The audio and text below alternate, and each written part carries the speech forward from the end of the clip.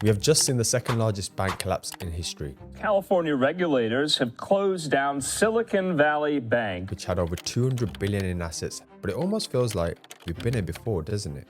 Yeah, this is the 2008 moment for the startup ecosystem. Friends, as an investor in property for over a decade, I'm definitely not a fan of the banks. So this video may come across a little biased. But when we're seeing banks collapsing, and not for the first time, it may make you understand why people like myself preach about putting money into bricks and mortar, and even those in the crypto space, i.e. the Bitcoin maxis, screaming that Bitcoin is the way to go. Now the SVB situation is currently sending shockwaves across the world.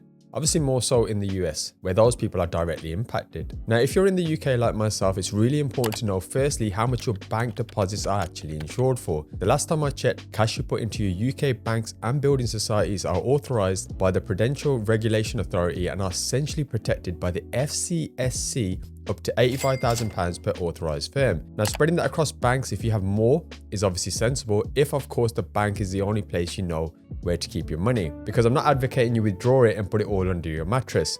Although nowadays, even that doesn't sound such a crazy idea. But it is important to understand and think about, which is one thing I want to touch on in this video, is to try and think like a bank. But of course, be a little bit better. I don't want your finances to go into meltdown like the SVB situation, but I do want you to start thinking of the basic principles of how a bank runs and then to become your own one. You see, if everyone today went to the local bank or building society and attempted to withdraw their money, it simply wouldn't happen. I mean, nowadays, even for large withdrawals, you have to notify your banks in advance, which let's face it, that's actually crazy when you think about it. But the reason for that is simple. They don't hold on to your cash. If you put 100 grand in there, that's getting lent out straight away. Essentially, what banks do is they lend your money out and make more money from it. Now, before you get some crazy idea, this is not a video promoting you to become a loan shark, my friends, but it is a video to get you thinking about investing.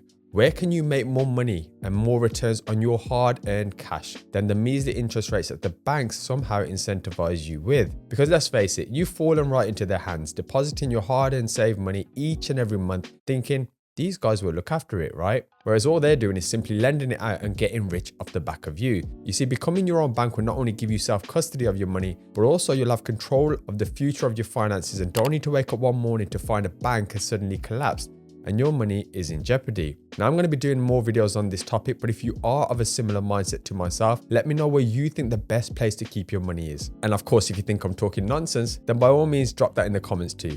I've got thick skin, so don't worry.